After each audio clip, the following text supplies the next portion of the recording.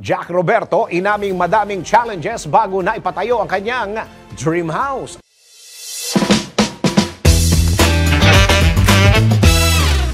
Para sa aking balitang showbiz, inamin ni Jack Roberto na hindi naging madali ang pagpapatayo niya ng kanyang dream house. Sa pamamagitan ng kanyang YouTube channel, ipinost ng aktor at content creator ang video ng kanyang bahay na may 3 palapag. Dito ay sinabi ni Jack na totoo ang sinasabi ng ibang tao na mahirap talaga magpagawa ng bahay pero sobrang nakaka-excite umano kahit na ang daming nagdaang pagsubok kaya't wala na raw sukuan.